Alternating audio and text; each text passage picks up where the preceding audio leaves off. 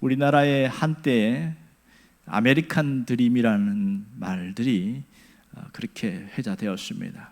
이 아메리칸 드림은 미국에 가면 능력이 있으면 언제든지 성공할 수 있다. 그래서 환상과 비전을 불러일으키는 그런 말이었습니다. 실제로 미국 역사가 중에서 제임스 애덤스가 그가 쓴 미국의 서사시란 책에 아메리칸 드림이라는 이 단어를 그가 만들어냈습니다. 그래서 미국은 능력을 중시하기 때문에 신분에 상관없이 자신의 능력으로 얼마든지 성공할 수 있다. 그 책의 아메리칸 드림의 뜻은 그런 뜻이었습니다. 그러니까 단순히 미국에 가면 성공의 기회가 주어진다, 이것은 그냥 문자 이상의 의미입니다. 특별히 아메리칸 드림을 꿈꾸었던 사람들은 그런 일들이 굉장히 많았습니다. 오늘 사사기 넘어서 룻기는 사사기의 후편인데, 이 사사 시대에도 아메리칸 드림과 같은 비슷한 현상이 있었습니다. 그것은 모압이었습니다.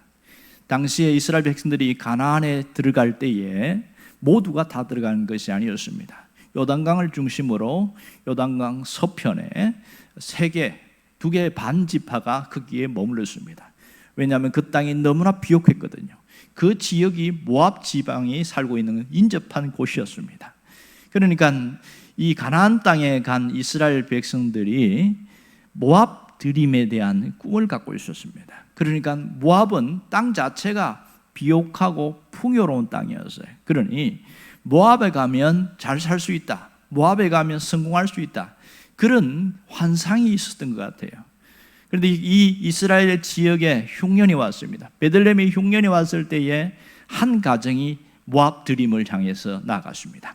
그러니까 엘리멜렉과 나오미, 이 가정이 모압으로 향해 간 겁니다. 그동안 모압을 동경했던 그 마음이 이 흉년을 틈타서 가산을 모두 정리하고 전답을 다 팔아버리고 그렇게 해서 모압으로 이주를 한 거예요. 거기에서 이주를 해서 10년 동안 삽니다. 그들이 꿈꾸었던 환상과 비전과 성공이 자기들을 기다리고 있을 줄 알았는데 현실은 정반대였습니다. 오히려 불행이 그들을 사로잡고 있었습니다. 다시 돌아갈 수도 없던 거예요. 어느 날 시름시름 앓고 힘들더니 병이 찾아왔고, 먼저 엘리멜렉이 죽은 것 같아요. 그 다음에 자식인 두 아들들도 또 아프기 시작하는 겁니다. 그러니 그동안 비전을 가지고 왔던 모압의 모든 것이 환상이 다 깨져버린 거예요. 그래서 결국은 10년 안에 두 아들이 다 죽어버렸어요. 이 얼마나 비참합니까? 물론 그 사이에 두 아들이 또 결혼도 하기는 했어요. 두 아들이 결혼해서 잘 살 줄 알았는데 모압에서 마지막은 다 결국은 불행으로 끝났습니다. 그래서 룻기 1장을 뚜껑을 열면은 거기에는 죽음이라는 단어가 반복되고 있습니다. 그러니 룻기 1장을 시작할 때 보면 죽음, 어둠이 그 속에 싹 들이오는 것을 볼 수 있습니다. 왜 이 모양이 되었을까? 왜 이런 비참한 삶이 되었을까? 이 룻기의 시작은 상당히 어둡고 암울한 것을 알 수가 있습니다. 그런데 그 비참한 속에서 이 나오미라는 여인이 베들레헴에서 다시 하나님이 흉년을 거두어지고 하나님이 곡식을 주셨다, 그런 소리가 들리기 시작합니다. 그때에 이 여인의 마음을 결심합니다. 내가 다시 고향으로 돌아가야 되겠다, 베들레헴으로 가야 되겠다. 그리고 가려고 하는데 이 며느리 둘이가 걸리는 거예요. 그래서 한 사람 한 사람 불러놓고 둘이 같이도 이야기했겠죠. 나는 고향으로 가야 되겠다, 너희들은 이 모압 지역에 있는 너희 친정으로 돌아가라, 이렇게 이야기하는 겁니다. 하나는 돌아갔어요. 오르바는 갔습니다. 근데 룻은 자기는 시어머니가 따라가겠다고 해서 결국은 베들레헴으로 함께 가는 장면이 룻기 1장에 나오는 이 전부의 내용이었습니다. 자, 이렇게 가는 것이 과연 쉬웠을까? 정말 어려운 결정이었을 겁니다. 왜냐하면 이 모압 지역에서 10년간 살면서 피와 눈물과 정성, 모든 것이 여기에 다 담겨 있습니다. 성공해서 가는 길이 아니잖아요. 다 잃어버리고 빈손으로 갔을 때에 그 사람들이 나를 어떻게 생각할까? 자존심을 생각하면 도무지 갈 수가 없는 거예요.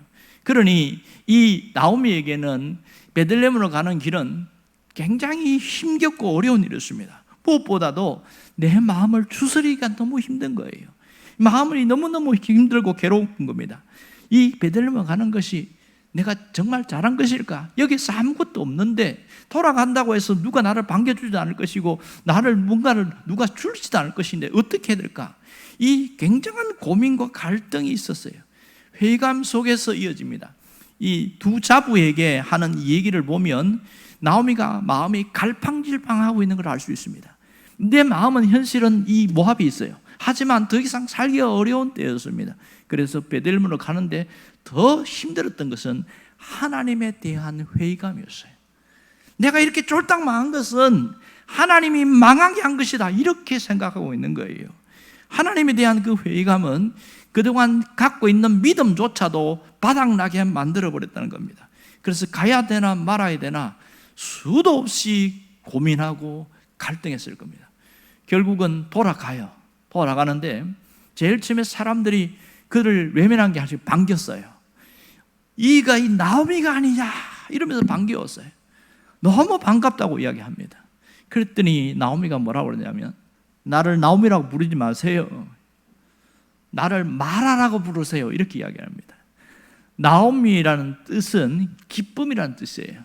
근데 마라는 괴롭다 이런 뜻입니다. 그러니까 나는 내 이름이 기쁨이 아니고 나는 괴로운 자다 이렇게 불러달라 그 얘기를 하고 있는 거예요. 그러니 그 심정 속에 얼마나 가슴의 회한과 아픔과 상처가 크겠어요. 돌아오긴 했지만은 그에게 무슨 기대감이 있겠으며 무슨 희망이 있겠어요. 그러나 마지막 고향 땅에서 죽고 싶다 그런 심정이 아니겠는가 생각합니다. 그런데 그 다음 이어지는 얘기 보면 희한한 말을 합니다. 전능자가 나를 괴롭게 하셨으므로 이렇게 이야기합니다. 전능자가 나를 심히 괴롭게 하시느니라. 20절에 보면 그 얘기 나오죠. 오늘 우리가 주목할 것은 전능자입니다. 전능자가 나를 괴롭게 하셨다. 20절에도 한번 나오고 21절에도 한번 나옵니다. 전능자가 그랬다. 여기 전능자가 누구예요? 당연히 하나님이겠지요.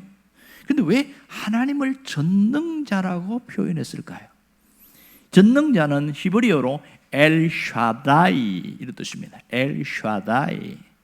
이 엘샤다이 본래 뜻은 하나님은 책임지시는 분 이런 뜻입니다. 하나님은 언약을 반드시 책임지신다.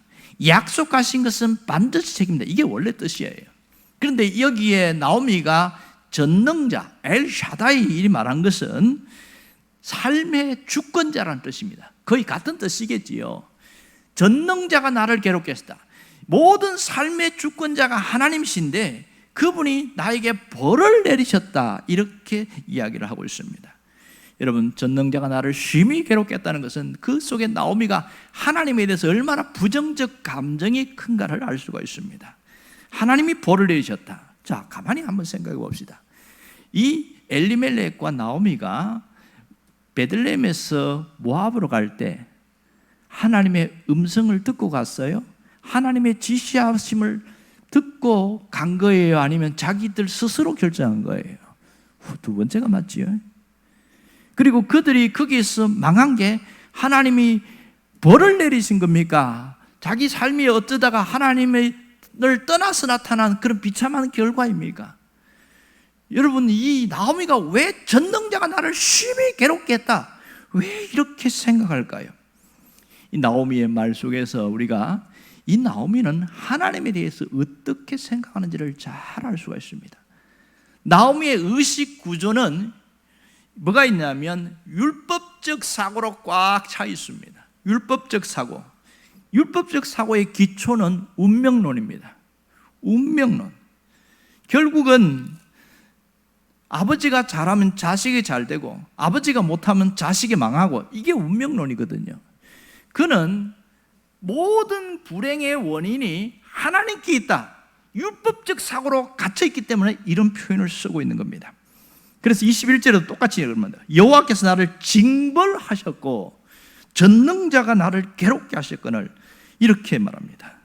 여기서 보면 남편이 죽고 두 아들을 가슴에 묻은 그 나오미의 마음속에 얼마나 그 마음이 괴로운지를 알 수 있습니다. 특별히 하나님에 대한 적개심과 분노가 꽉 차인 것을 알 수 있습니다. 그는 하나님에 대한 섭섭함과 울분이 그 속에 있는 것을 알 수가 있습니다. 여기서 우리는 두 가지를 동시에 생각할 수 있어야 됩니다. 하나는 하나님의 자녀에게는 징계가 있다는 사실입니다. 하지만 사생자는 징계가 없습니다. 히브리서 12장에 보면 징계를 받는 자는 사생자가 아니기 때문이다, 그 얘기를 하고 있습니다. 하나님의 자녀는, 친부모는 자식이 망하는 길로 갈 때에 못 가게 하려고 혼내기도 하고 때로는 끌어당기기도 합니다. 이게 부모니까. 사생자는 안 한다는 거예요. 그게 있고요. 또 하나는 하나님을 떠났을 때에 내버려 두는, 하나님의 내버려 두심이 있습니다. 하나님이 내버려 둘 때에 엄청난 고통이 뒤에 따라옵니다. 이것을 달리 말하면 하나님이 보호막을 거두셨다, 이렇게 표현합니다. 로마서 1장에 보면 하나님이 그들의 상실한 마음대로 내버려 두는 겁니다. 가장 강한 심판은 내버려 두는 거였습니다. 하나님의 자녀라고 할지라도 하나님의 보호막을 떠나버리는 사람에게는 엄청난 고통이 있습니다. 이스라엘 백성들이 보면 그 뜨거운 사막 같은 광야를 지날 때에 하나님의 보호막이 뭐였습니까? 구름 기둥과 불 기둥이었잖아요. 그리고 하나님의 보호막이 또 하나 보이지 않는 것은 사막에 있는 온갖 정갈과 독사들, 그리고 이리떼들, 이런 것들로부터 하나님이 싹 보호해 주셨잖아요. 이 하나님의 보호막이 있었는데 민수기 21장을 보시면 그들이 원망하고 불평할 때에 한 번 보호막을 거둔 적이 있어요. 그랬더니 무슨 일이 일어났냐면 그 사막 속에 있는 이 독사, 시뻘건 독사, 그래서 불뱀이라고 그럽니다. 불뱀들이 막 튀어오르는 거예요. 아무 데서 막 들어와가지고 사람을 물고 오르니까 독이 얼마나 강한지 순식간에 퍼져가지고 죽어버리는 거예요. 우리 식으로 하면 된장 바르면 낫겠지요. 이런 일들이 있었어요. 왜 그래요? 하나님의 보호막을 거둬버리니까 엄청난 불행과 고통이 일어나는 겁니다. 나오미가 베들레헴을 떠나서 모압으로 갔다, 이 말은 하나님의 보호막을 떠나서 갔다는 얘기가 되겠지요. 그러니 우리는 두 가지를 다 생각할 수 있어야 됩니다. 이들이 하나님의 자녀라면 하나님의 징계가 있을 수 있고, 또 하나는 그들이 하나님의 보호막을 떠났기 때문에 나타나는 불행의 결과일 수 있다, 이것을 생각할 수 있어야 됩니다. 그는 하나님에 대한 그 부정적인 생각이 있었지만 놀라운 것은 그에게는 부정적 감정과 긍정적 감정이 함께 교차되고 있었습니다. 그것이 전능자라는 표현입니다. 전능자. 거기에는 하나님은 징벌하시는, 벌하시는 분이기도 하지만 하나님은 회복시키는 분이기도 하다. 그것이 그 속에 있는 거예요.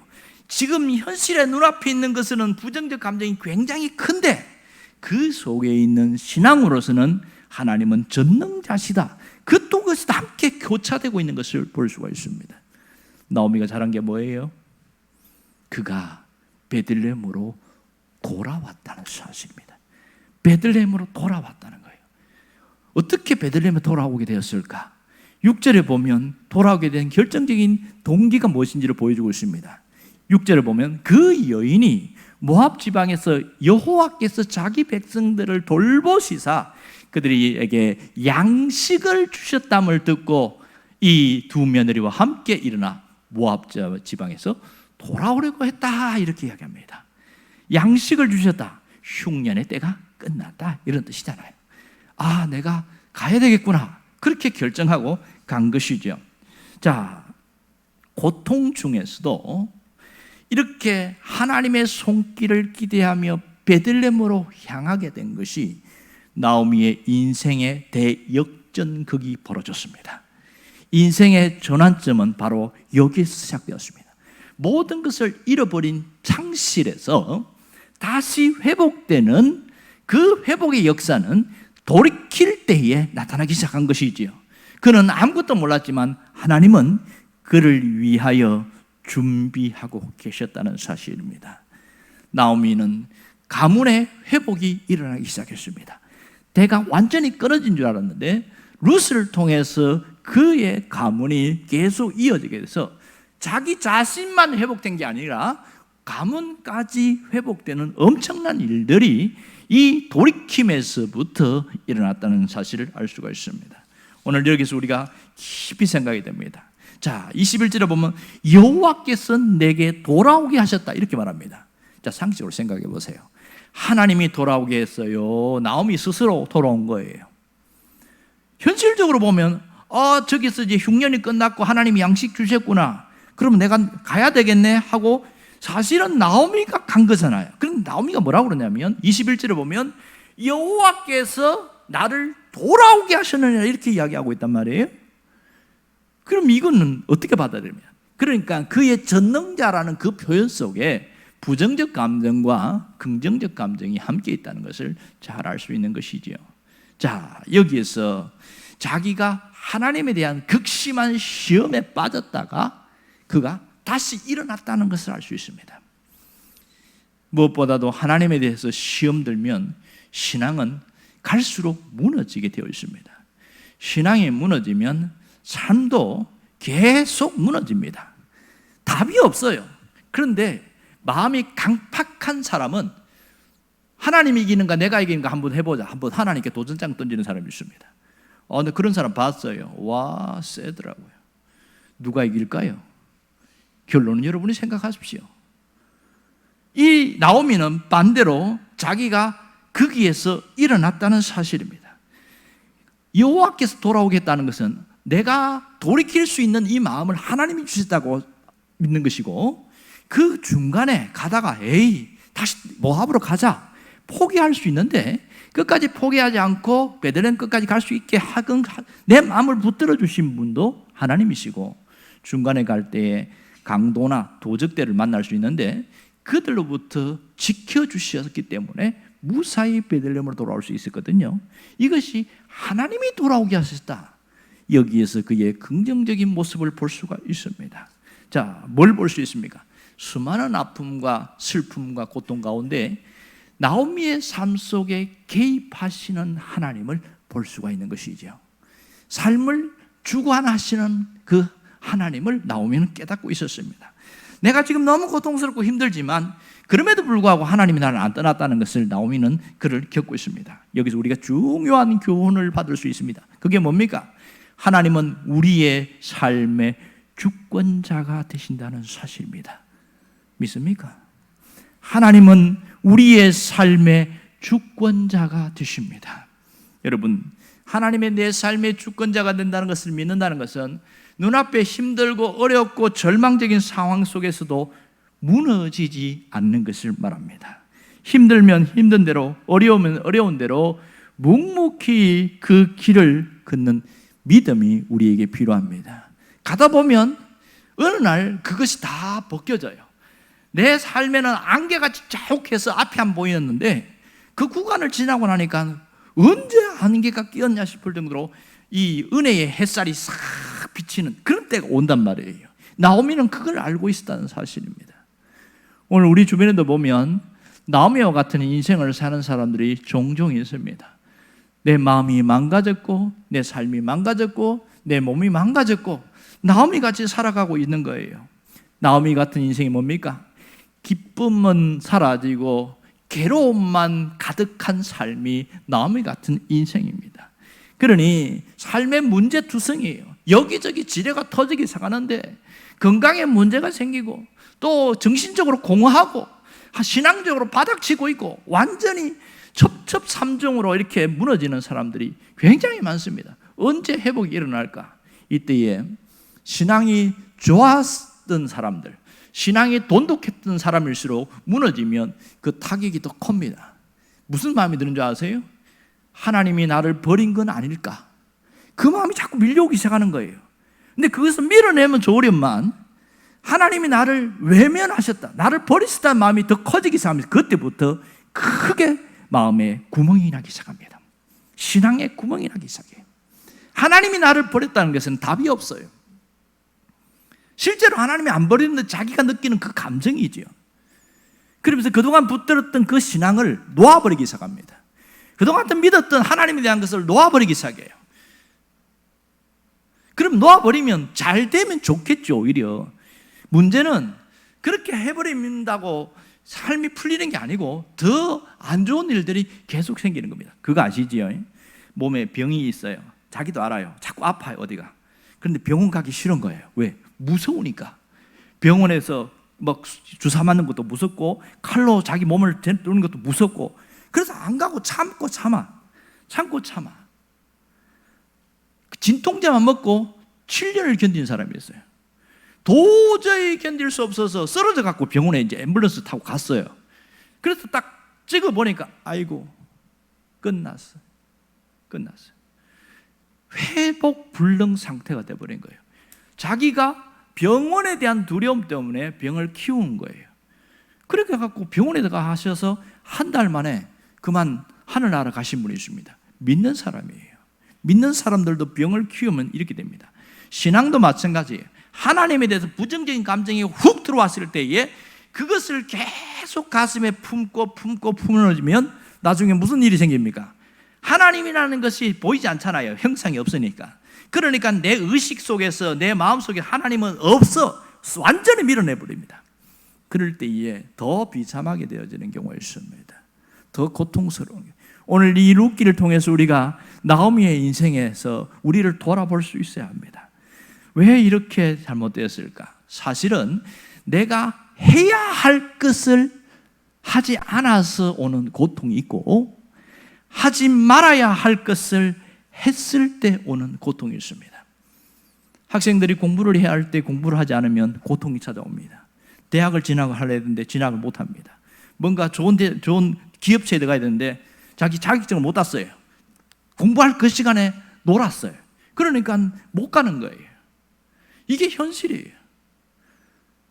그리고 결정하지 말아야 되는데 그렇게 잘못된 결정을 해서 피눈물 흘리는 경우, 하지 말아야 될 것을 하는 경우입니다. 만나지 말아야 할 사람을 만나서 인생 자체가 계속 무너지는 사람이 있습니다. 불신자가 아니라 신자들에게도 이런 일이 일어납니다. 하나님은 때를 따라 은혜를 주신다고 그랬어요. 그게 뭐예요? 내가 해야 될 때에 이거는 내가 반드시 해야 되는구나, 목숨 걸게 하는 그 감동을 주셔서 하게 해서 그 이후에 불행을 막아주시게 하시고, 또 하지 말아야 할 것은 절대로 하지 않게 하는 굳건한 마음을 주셔서 타협하지 않는 거예요. 왜? 타협하는 그 순간부터 그 다음 이후의 불행은 맞닥뜨리시니까. 이게 때를 따라 우리를 돕는 은혜입니다. 그런데 그 은혜를 무시해버리면 그때부터 인생은 불행해진다는 사실입니다.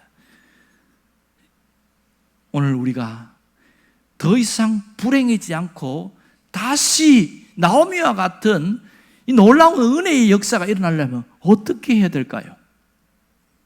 어떻게 하면 되죠? 돌아가면 회복이 됩니다. 돌이키면 회복이 일어나기 시작합니다. 마음을 돌이키고 삶을 돌이킬 때에 그때부터 회복은 시작되어집니다. 21절에 보면 이런 얘기합니다. 내가 풍족하게 갔더니 여호와께서 내게 비어 돌아오게 하셨느니라. 나오미의 율법적인 사고 때문에 이런 표현을 쓰지요. 그가 떠날 때는 온 가산을 정리했으니까 풍족했습니다. 그러나 남편 죽고 자식을 주고 가는 그 과정 속에서 다 잃어버렸다는 거예요. 그리고 그가 잃어버린 속에서 뭐 했습니까? 그렇게 돌아오게 하셨다. 자기가 돌이키는 모습의 현실을 이야기를 하고 있습니다. 하나님께 돌아올 때에, 하나님께 돌이킬 때에 인생이 회복되는 것을 보여주고 있습니다. 나오미가 잘한 게 뭐예요? 다 잃어버렸지만 전능자에 대한 신앙을 갖고 있었다는 사실입니다. 그는 그 신앙으로 내가 베들레헴으로 돌아가야 되겠다, 그 결심을 하고 움직인 것이죠. 여러분, 인생이 끝났다 생각하는 사람이 있습니다. 가문이 끝났다, 이때에 사람들은 무슨 마음이 들까요? 끝났다고 생각하면 자기 마음속에 타오르는 게 내가 죽어야 되겠다, 이게 같은 말이 되어집니다. 끝났다는 것은 더 이상 삶의 의미가 없어지는 거거든요. 그러나 신앙이 있는 사람은 뭘 놓치지 않는 줄 아세요? 하나님입니다. 하나님. 마지막 순간에도 하나님을 붙들고 있는 그 사람은요, 인생이 끝나지 않습니다. 왜 그런지 아세요? 하나님이 역사의 수레바퀴를 돌리고 있습니다. 하나님은 개인 역사의 수레바퀴를 돌리고 있다는 사실입니다. 그러므로 하나님이 있는 곳에는 망한 것 같으나 망하지 않습니다.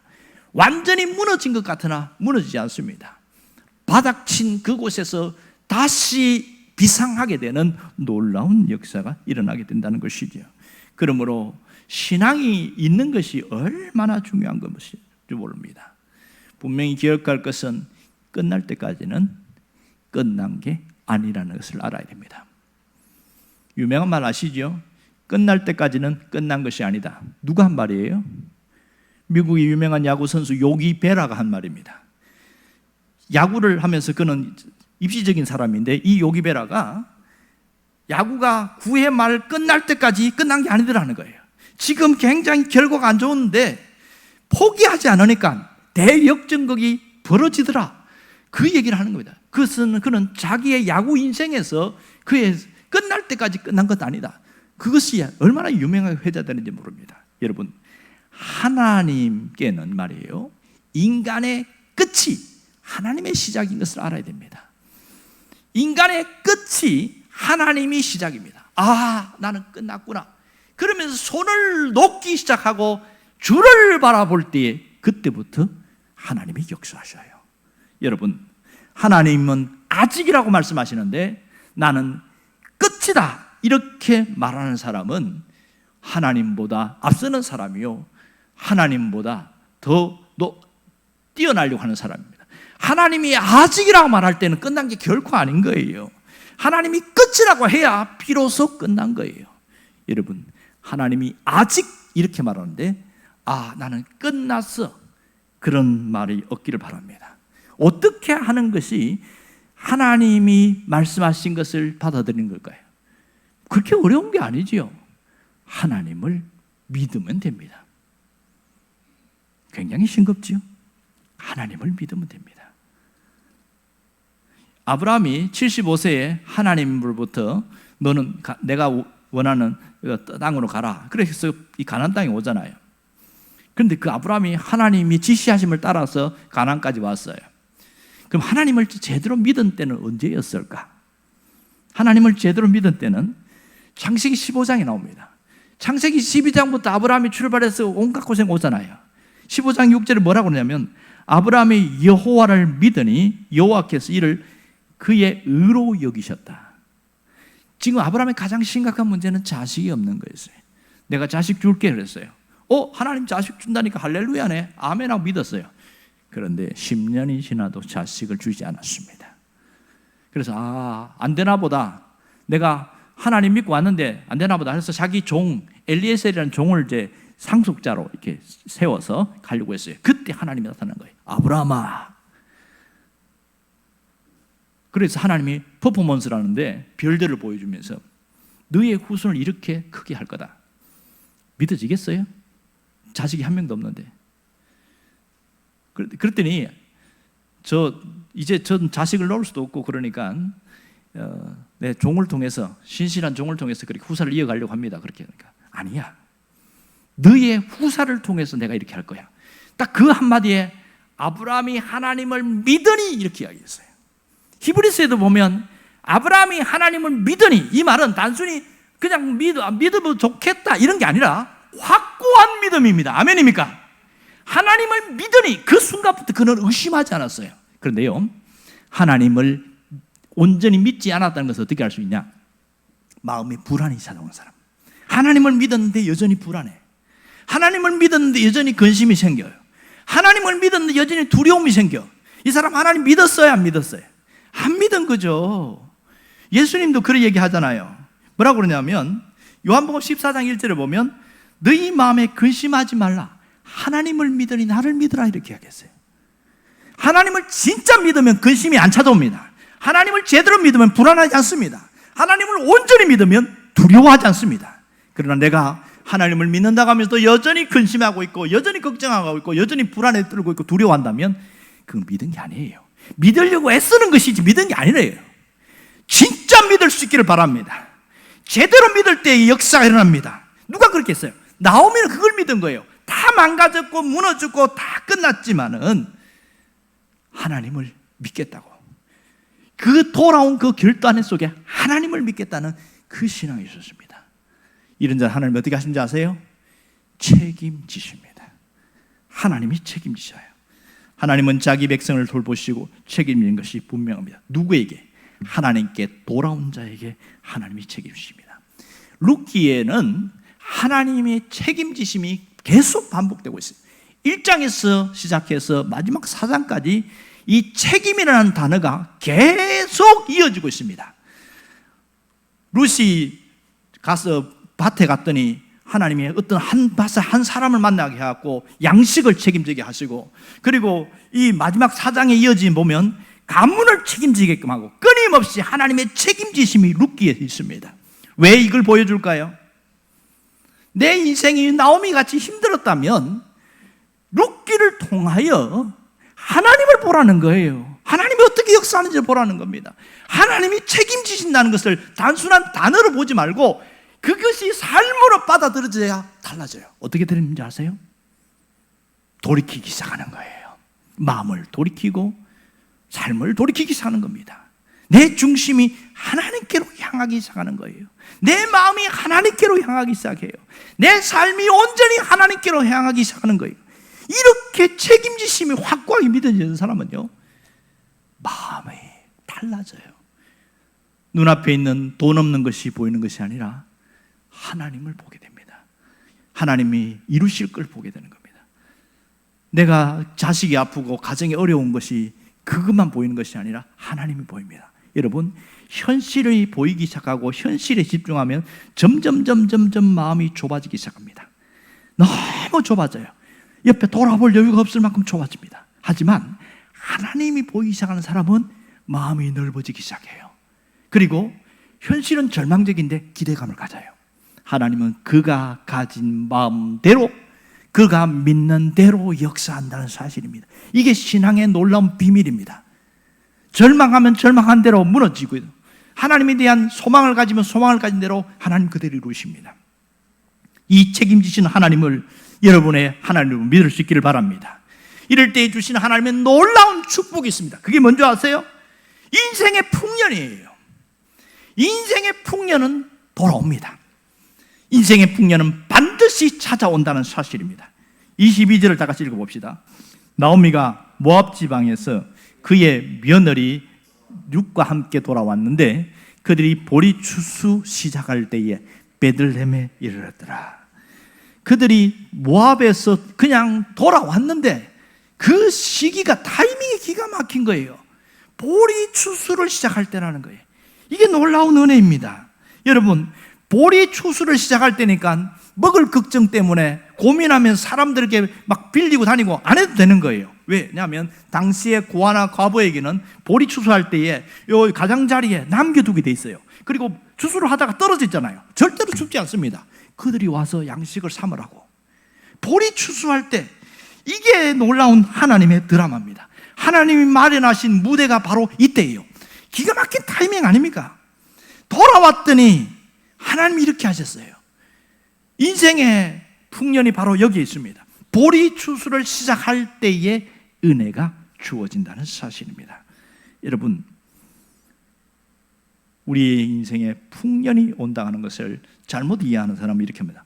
무조건 잘 되고 무조건 부자가 되는 것으로만 생각하는 사람이 있습니다.